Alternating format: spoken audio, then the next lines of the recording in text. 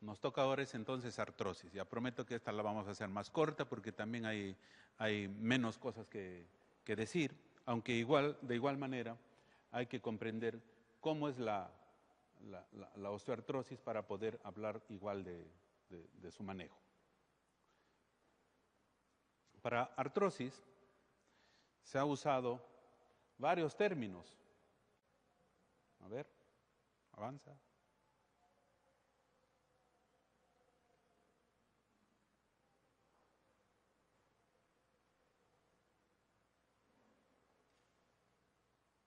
Ya está, ahí está.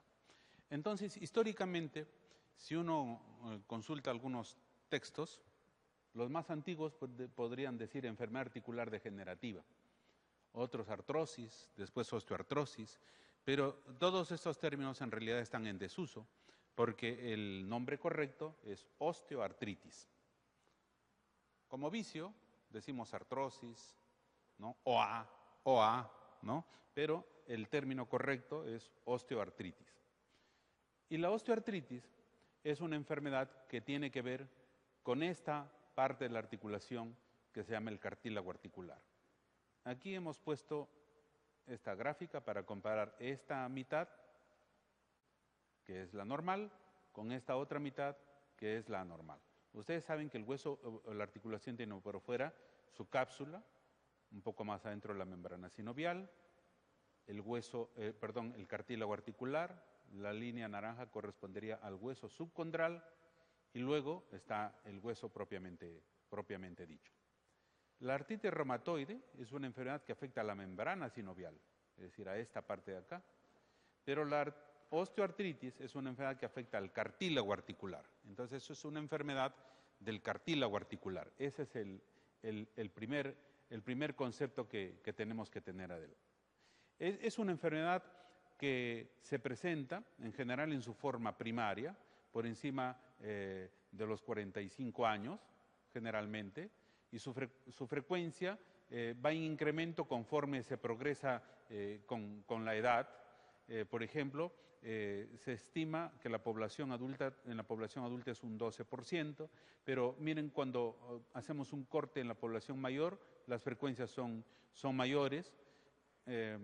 Este concepto es bien importante en el manejo porque la osteoartrosis radiológica es 2 veces más común que la sintomática. Es decir, a veces el paciente viene por una consulta de dolor lumbar y le hacemos una radiografía y le encontramos osteofitos, ¿no?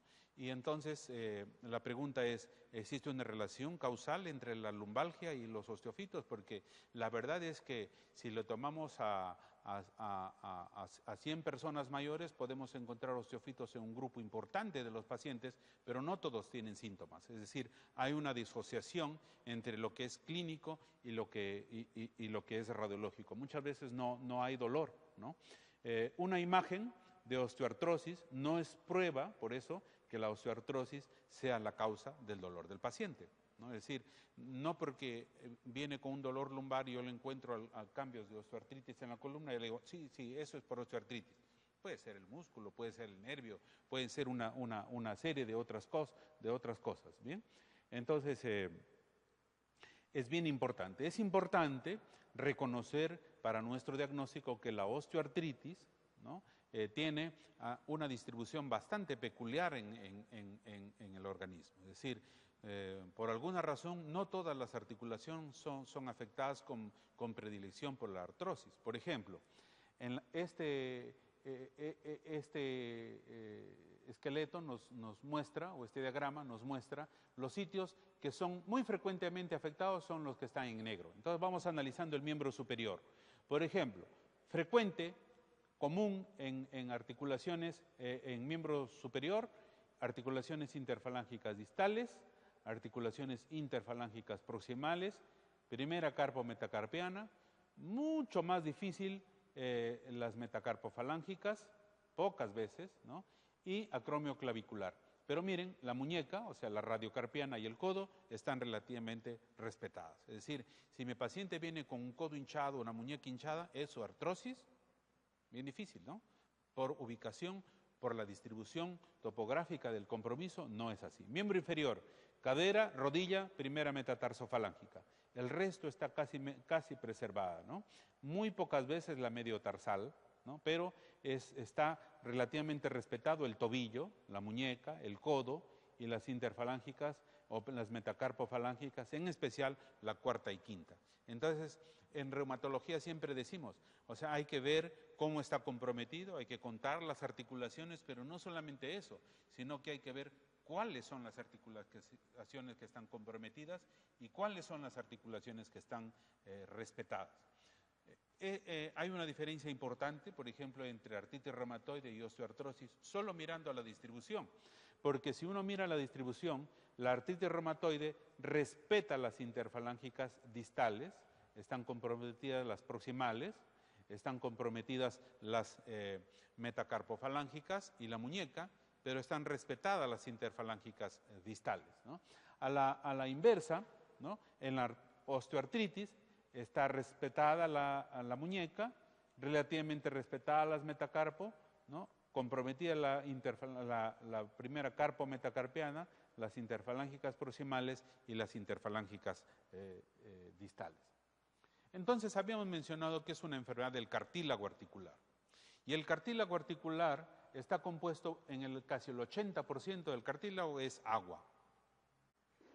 Y una poca parte de ellas son las células, que ustedes saben se llaman condrocitos, y una proteína que se llama colágeno, que ocupa el 15%, y luego unas moléculas que se llaman agrecanes.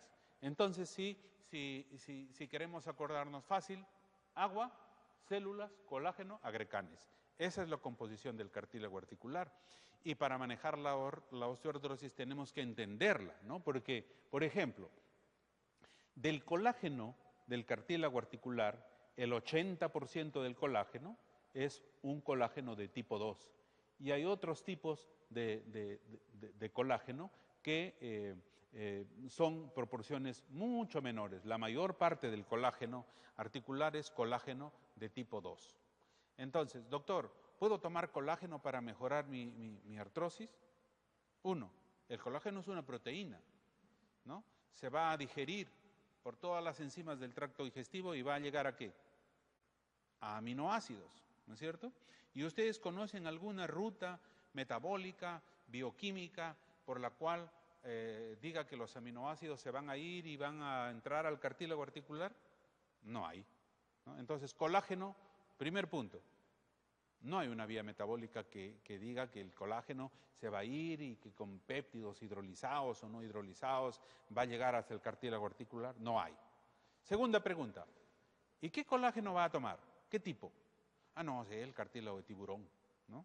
Bueno, probablemente eso podrá mejorar la artrosis de los tiburones, ¿no? Pero de los humanos, no sabemos ni siquiera qué tipo es. El colágeno articular es tipo 2. ¿Bien? Entonces, células, agrecanes, colágeno, agua. ¿Cómo es un agrecán? Un agrecán tiene esta forma, ¿no? Ustedes han visto esas cosas que usan, que sirve para lavar biberones, por ejemplo, ¿no? Que es tiene un alambre grande y de ahí se desprenden pequeñas cerdas, pequeños alambres que a su vez tienen cerditas. Así más o menos es un agrecán. El alambre grande sería la molécula de ácido hialurónico, el alambre central. ¿Bien? Y de ahí se desprende otro alambre, diríamos así, en el ejemplo que estamos poniendo, que es una proteína central, y a los costados una serie de cerdas que corresponden a queratansulfato y condritinsulfato, ¿no? Entonces, estos agrecanes en realidad son moléculas de proteoglicanos, es decir, proteína más oligosacáridos, ¿no? Son proteoglicanos. Tienen forma de cepillo, ¿no? Y el esqueleto de todo esto es el ácido hialurónico, ¿no? Las cerdas presentan una proteína nuclear que estamos mencionando, que se une de manera covalente a estos glucosaminoglicanos, ¿no? Que los más frecuentes, el 90% de estos glucosaminoglicanos son el condritinsulfato y el queratansulfato. Doctor, ¿El óxido hialurónico sirve para el tratamiento de la osteoporosis, de la artrosis? Porque me están aplicando ampollas de ácido hialurónico. El ácido hialurónico es este núcleo. ¿Bien? Este centro, este esqueleto. ¿Glucosamina sirve para el tratamiento de la artrosis? La glucosamina son algunas de estas cerditas de acá. ¿Bien? ¿Qué función tienen los proteoglicanos? Los agrecanes. Son moléculas cargadas negativamente, o sea, ejercen una fuerza osmótica, de tal manera que esa fuerza osmótica hace que el cartílago esté lleno de agua, ¿no? Es así, blando, lleno de agua, ¿no? Y estas proteínas funcionan como resortes y como moléculas que osmóticamente jalan agua hacia el interior. Y las células se llaman condrocitos y el colágeno es de tipo 2. Ese es el cartílago articular. ¿Cómo es que una persona puede llegar a la artrosis? Antes decíamos que por traumatismo, ¿no? Y también decíamos, y los obesos también, porque son microtraumatismos repetidos y repetidos y agregados sobre la rodilla durante largo tiempo de vida. Entonces, la obesidad es un factor de riesgo para la osteoartrosis de rodilla, y efectivamente lo es, ¿no? Porque las personas están caminando con un sobrepeso y microtraumatismos repetidos y repetidos sobre las rodillas. Pero después se empezó a observar que los pacientes obesos también tenían una alta frecuencia de artrosis en manos. ¿Y a cuántas personas ven ustedes caminando en manos? ¿No? O sea, la teoría del microtraumatismo se cae por sí sola. Diríamos, funciona probablemente en cierta parte, pero no todo, porque este concepto es relativamente reciente, y ese es el concepto. Por eso es que la artrosis, que antes llamamos artrosis, ahora llamamos osteoartritis, porque en realidad son mecanismos inflamatorios en los que tienen que ver citoquinas. Esta es la inflamación clásica, ¿no? Es decir, una inflamación, las células inmunes, que pueden ser los neutrófilos, y generan una serie de mediadores. Esa es la vía de inflamación clásica, y esta no es la que ocurre en artrosis. En osteoartritis, lo que ocurre es este concepto que se llama metaflammation, ¿no? Es decir, ¿y cómo es eso? Es una inflamación fría, ¿no? Dice inflamación caliente, inflamación fría. Pero ¿cómo inflamación fría? Si yo siempre he escuchado que uno de los signos de la inflamación es el rubor, el calor.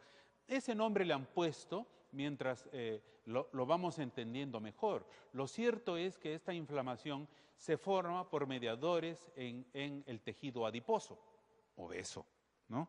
En el tejido adiposo se forman ciertas citoquinas, que son mediadores químicos que en conjunto, como se forman en el tejido adiposo, se llaman adipoquinas y generan señales para unas enzimas que se llaman metaloproteinasas, que finalmente terminan dañando el cartílago articular. Bien, entonces el concepto en la actualidad que tiene que ver... Gracias. A ver.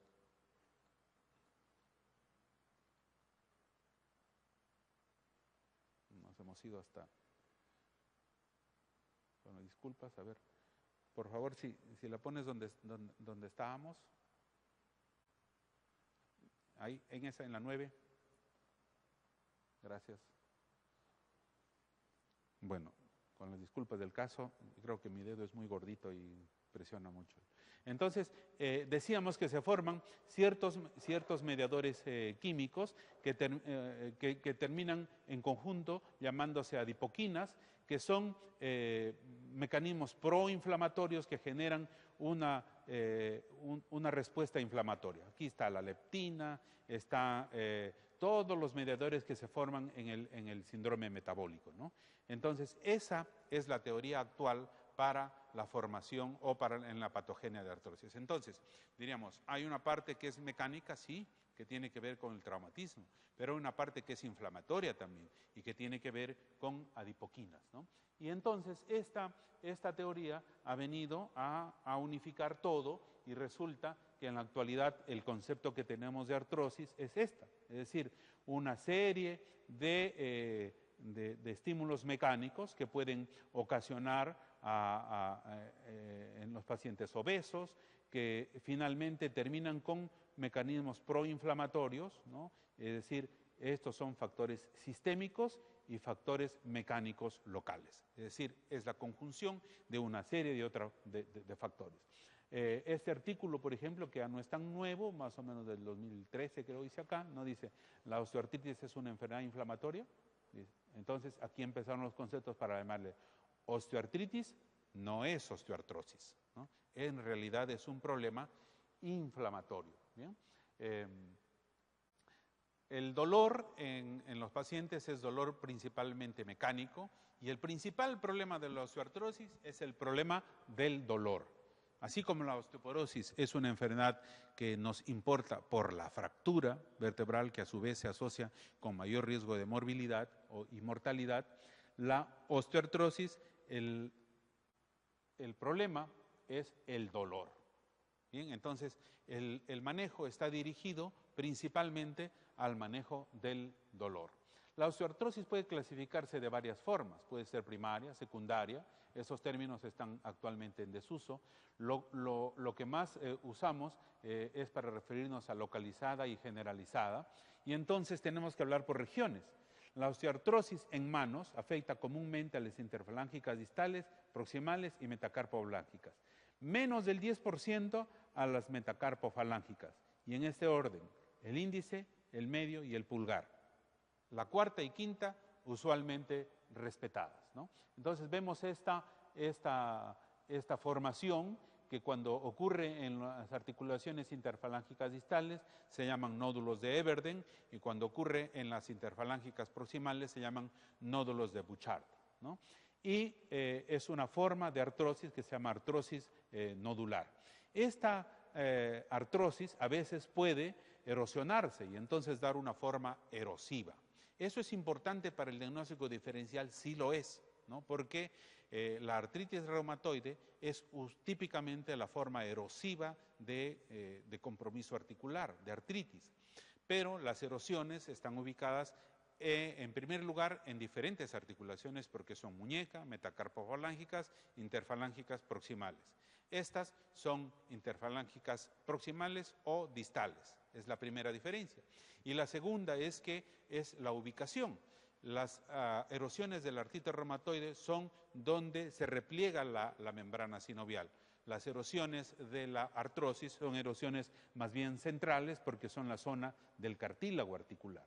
Entonces, uno de los signos que vemos en la osteoartrosis es el signo de alas en gaviota, ¿no? Es decir, vemos que el paciente tiene esta formación. Los signos radiológicos de la artrosis son tres. Esclerosis del hueso subcondral, es decir, como si le hubiéramos pasado un lápiz al cartílago articular, ¿no? Como si hubiéramos resaltado con un lápiz blanco, esclerosis del hueso subcondral. El otro es pinzamiento asimétrico, es decir, partimos la articulación en dos y vemos que de un lado está más pinzado, ¿no? Hay menos luz articular, y del otro está menos pinzado, hay un poco más de luz articular. Y el tercero es la formación de osteofitos, ¿no? Entonces, acá también un osteofito, ¿no? Entonces, esa es la expresión de la artrosis: esclerosis del hueso subcondral, pinzamiento asimétrico y osteofito. Esta es una cadera, y a la cadera lo podemos dividir en un compartimiento medial o central, un compartimento axial y un compartimento superolateral.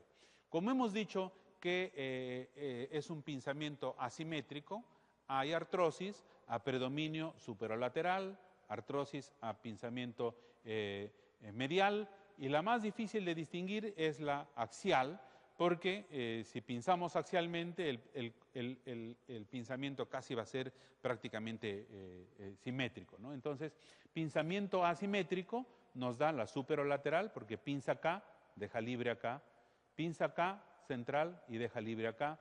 Pero miren, la axial o superomedial pinza y la imagen es casi la de un pinzamiento simétrico. Es decir, ojo, cuidado cuando en una cadera veamos un pinzamiento simétrico, porque esa podría ser una artrosis, sí, podría ser una artrosis con un pensamiento superomedial, ¿no? Pero hay que considerar otras posibilidades, como por ejemplo artritis reumatoide, espondiloartritis, artritis por cristales, porque no es lo usual el pinzamiento asimétrico en la osteoartritis, ¿no? Felizmente, las formas más frecuentes son la superolateral y la central. La superolateral más en varones, la central más en mujeres, ¿no? Y está la central, más asociada generalmente a artrosis de manos. También tenemos la artrosis en rodillas. Y aquí, por ejemplo, si dividimos la rodilla en dos mitades, ¿no? Tenemos que esta mitad es la mitad externa, aquí está el peroné, ¿no? Y tenemos que acá está menos pinzado, hay espacio articular, y aquí hay menos espacio articular. Entonces hay un pinzamiento asimétrico. El espacio femorotibial externo está menos pinzado y está más pinzado, es decir, más disminución del espacio articular a predominio femorotibial medial. Pinzamiento asimétrico. ¿Bien? Una mitad de la articulación no se parece a la otra mitad. Y como si hubiéramos pasado un lápiz, ¿no? Quizá esclerosis de hueso subcondral. Entonces, artrosis, ¿no? A predominio femorotibial medial. Existe una clasificación radiológica, por ejemplo, de la artrosis en rodillas, y el grado 0 es con radiografía normal, 1, un osteofito mínimo dudoso, una osteoartrosis dudosa. La 2 está mejor porque el espacio articular puede estar normal, pero hay osteofito. 3 es la artrosis moderada, hay una moderada disminución del pinzamiento articular a predominio asimétrica, y la artrosis severa, el pinzamiento articular ya está severamente disminuido. La columna también es un asiento importante de la artrosis, y los asientos más frecuentemente afectados son la columna cervical y la columna lumbar. La dorsal no tanto, y eso nos hace pensar también en un diagnóstico diferencial. Es importante que cuando veamos una radiografía de columna nos fijemos en el fito, es decir, ese fito, ¿no? A veces es un osteofito, pero hay que diferenciarlo bien de un sindesmofito.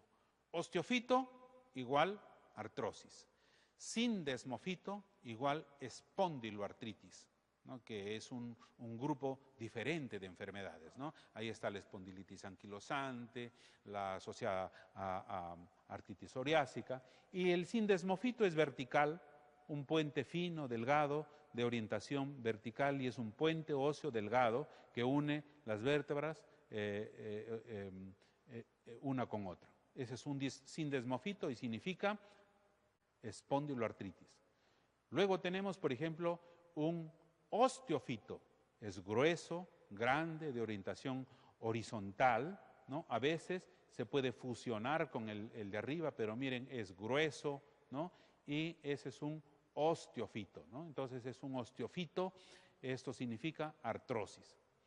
Y hay otro, ¿no? Que ocurre en la región dorsal, es grueso, es un puente óseo, pareciera un sindesmofito, pero es más grueso y es una calcificación, y eso ocurre en una enfermedad que se llama DISH, ¿no? Que es osteoartritis difusa idiopática, o enfermedad de Forrester, que es un fito paraespinal. Entonces, estos son los tres tipos de fito: el sindesmofito, espondiloartritis; el osteofito, artrosis; y el fito paraespinal, que es una calcificación, DISH. El segmento más frecuentemente afectado es dorsal, que no es tan frecuente, habíamos dicho, en la columna, en la artrosis, que eran más bien los segmentos lumbares y cervicales. Entonces, es bien importante hacer la diferenciación en artrosis y en artritis reumatoide. A veces vemos en la consulta pacientes que llegan con nódulos de Everton o de Bouchard y factor reumatoide positivo, no hay compromiso de las interfalángicas, la muñeca está libre, el codo está libre, el tobillo está bien, no hay artritis en esas otras regiones, y el diagnóstico dice artritis reumatoide. No, ¿verdad? ¿Cómo? Una artritis reumatoide con interfalángicas distales afectadas, no va, ¿no? Y el factor reumatoide, bueno, en la población general también hay factor reumatoide positivo. De 5 a 15% de la población general tiene factor reumatoide positivo y va en incremento conforme progresa la edad. Entonces es bien importante ver la distribución. Esta es la distribución del compromiso en artrosis. Columna cervical, columna lumbar, cadera, rodilla, tobillo respetado, primera metatarsofalángica. En miembro superior, miren, prácticamente nos vamos del acromio clavicular hasta las manos, y en las manos interfalángicas distales, proximales, primera carpo metacarpiana, menos del 10% la primera, segunda y tercera metacarpofalángica. Y en artritis reumatoide completamente diferente. Afectado codo, artrosis no, artritis reumatoide sí, ¿verdad? Afectado muñeca, artritis reumatoide sí, artrosis no. Metacarpofalángicas, artritis reumatoide, relativo respeto en la osteoartrosis. Entonces, ¿qué pueden ver acá? Pinzamiento asimétrico, ¿verdad? Este lado menos pinzado, más pinzado. Erosiones, pero centrales, ¿no? Las erosiones de la artritis reumatoide son marginales, estas son centrales. Aquí también hay un pinzamiento, el compromiso es en interfalángicas distales, hay osteofito acá, ¿no? También osteofito acá. Entonces es el patrón radiológico de una osteoartrosis erosiva. Pinzamiento. Este es el espacio articular, aquí está más pinzado, aquí está más separado, pinzado. Si partimos la articulación en dos, está a predominio superolateral y el compartimiento axial y medial están más o menos respetados. O sea, hay un pinzamiento asimétrico, ¿verdad?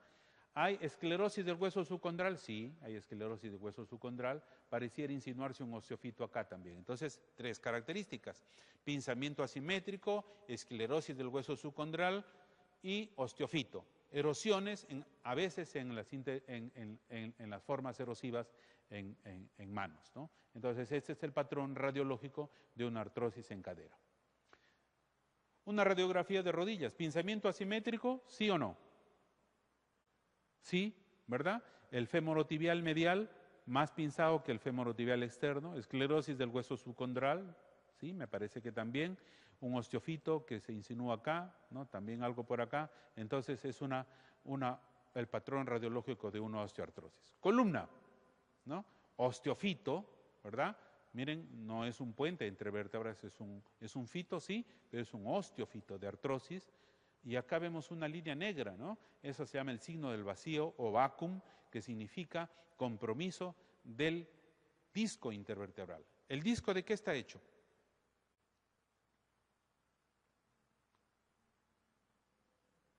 También tiene una envoltura de colágeno, entonces también es asiento de la artrosis, ¿no? Se llama discartrosis, ¿no? Discartrosis. Entonces está comprometido el disco intervertebral. ¿Y por qué está negro? Porque tiene la densidad del aire. Ya no hay más cartílago acá, no hay disco intervertebral, lo que hay es aire, es el signo del vacío o vacuum, ¿no? En columna. Bien. Acá, por ejemplo, ¿qué es lo que podemos observar? Esta es columna dorsal, ¿verdad? Porque, ¿cómo lo sabemos? Aquí están las costillas, ¿no? Y vemos puentes óseos, ¿no? Gruesos entre vértebras y más del lado derecho, contiguos, 1, 2, 3, 4, hasta 5, ¿no? Y el otro lado casi no tiene nada, casi está respetado. Esto es DISH, ¿no? O enfermedad de Forestier, ¿no? Segmento dorsal.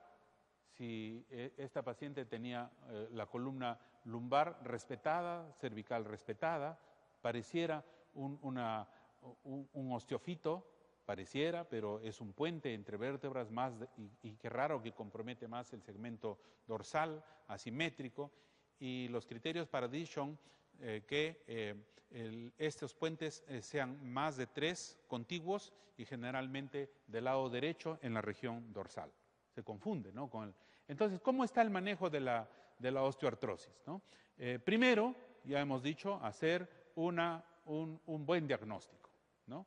Con imágenes que hemos revisado y exámenes auxiliares. ¿Cómo estarán los exámenes auxiliares en la artrosis? Casi normales. La velocidad de cimentación puede elevarse ligeramente, pero generalmente es normal. Hemoglobina, proteína C reactiva, todos los exámenes, creatinina, todo tiene que estar completamente normal, ¿no? En eso se parece a la osteoporosis. Pero la osteoporosis es una enfermedad del hueso, ¿no? de otras células diferentes. Esta es una enfermedad de otra célula diferente, que es una enfermedad del condrocito, o sea, es un condrocito enfermo. Entonces, ¿en qué está el manejo? La mayoría de las medidas, ¿no? Aquí está lo que está probado. En amarillo, lo que sí podemos hacer. Y en rojo, lo que está en discusión, ¿no? ¿Y en qué está en discusión? Suplementos de condroitin sulfato y glucosamina, viscosuplementación, inyecciones repetidas de glucocorticoides, ¿no? Hacer artroscopía y lavado y limpieza de la articulación también.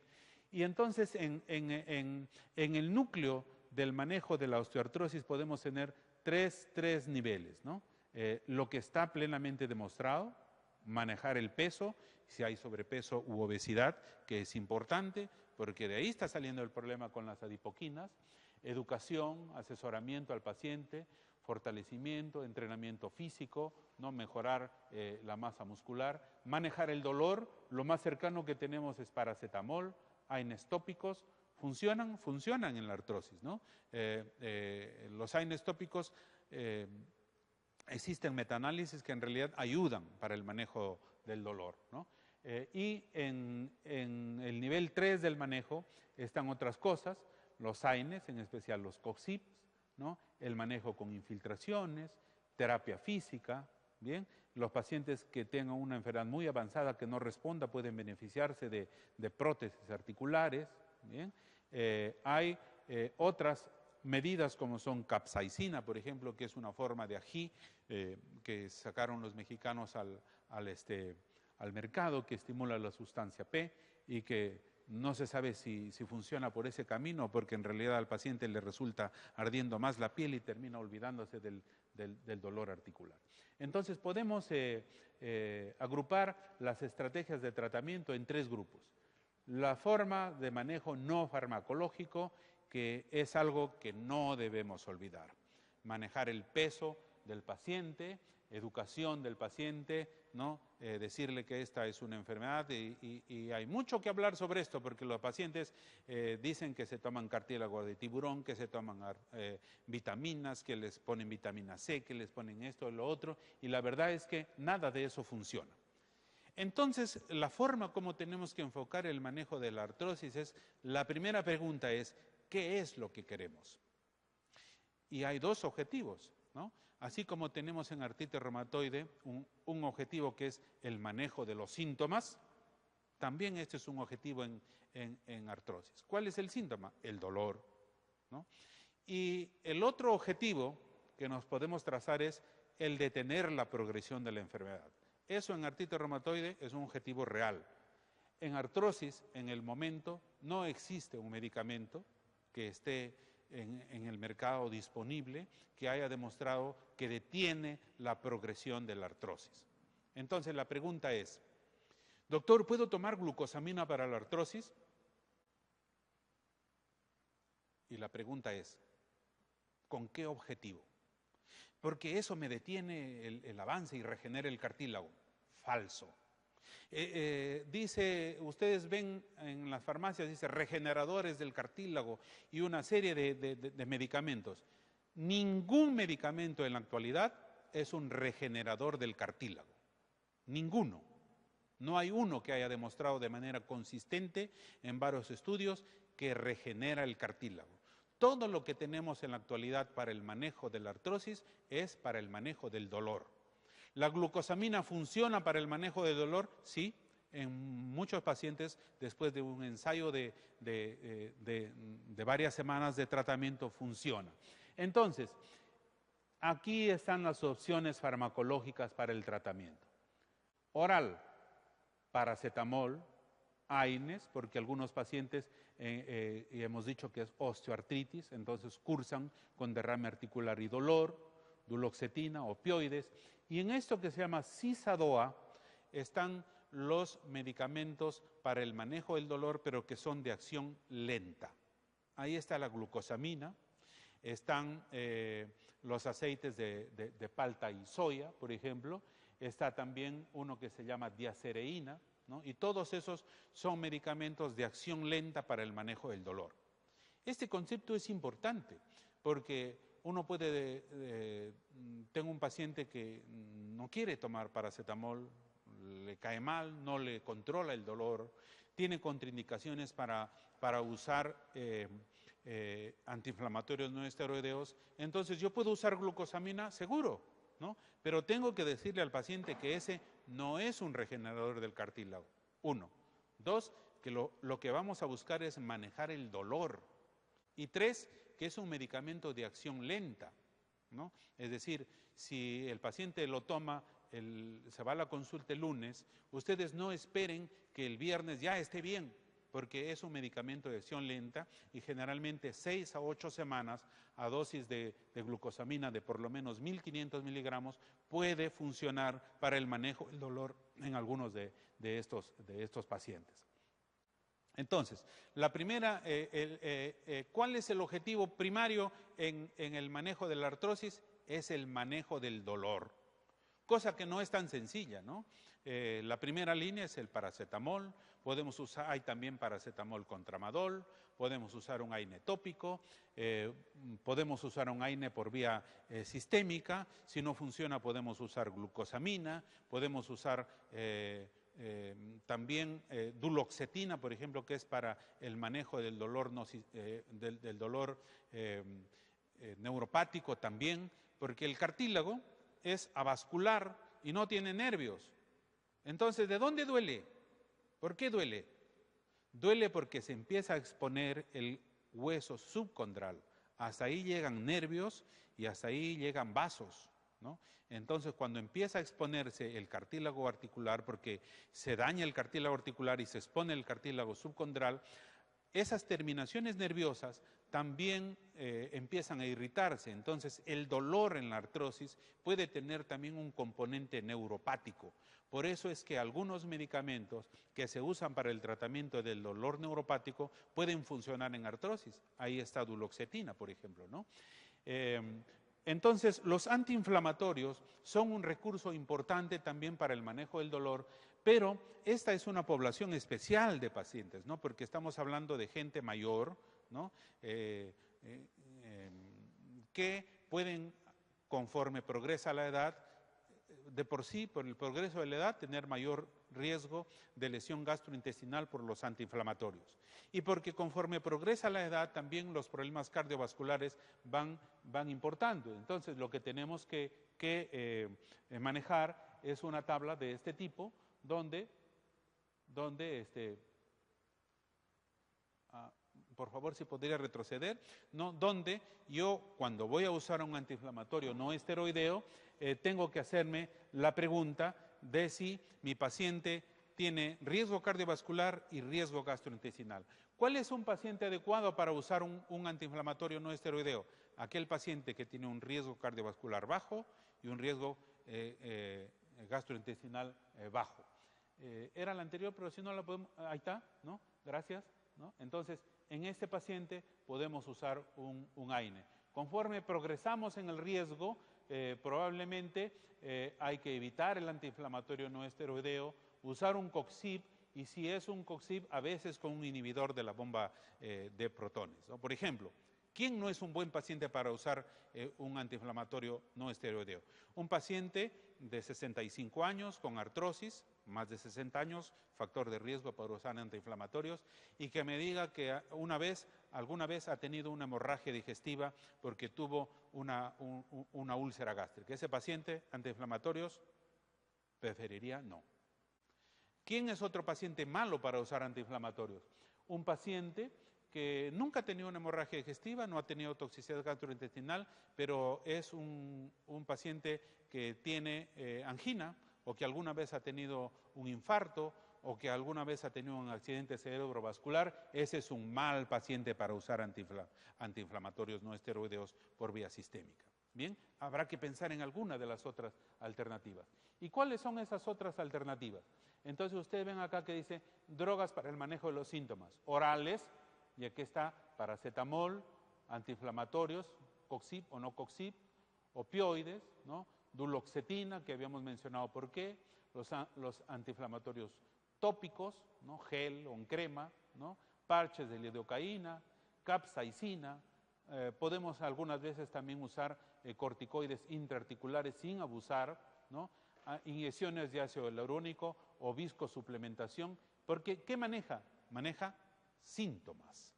Es decir, el ácido hialurónico inyectable puede mejorar, detener la progresión del daño articular. No está demostrado. ¿Qué manejo? Síntomas, ¿no? Igual con las drogas que se llaman cisadoas, que habíamos mencionado, glucosamina, diacereína, ¿no? Y el abocado de palta y soya. ¿Cuál es la ventaja? ¿No? Bajos efectos gastrointestinales. Entonces podrían ser una alternativa cuando yo no puedo usar alguno de los medicamentos de arriba. También de manera inyectable, además de usar ácido hialurónico, que se llama viscosuplementación, se ha probado plasma rico en plaquetas, que en realidad funciona tan igual como inyectar dextrosa hipertónica, por ejemplo, que se llama proloterapia, o infiltrar al paciente, ¿no? Todas esas medidas todas van dirigidas para lo mismo, para calmar síntomas en los pacientes. ¿Cuál de estas detiene la progresión del daño articular? Demostrado actualmente, ninguna. Manejan síntomas.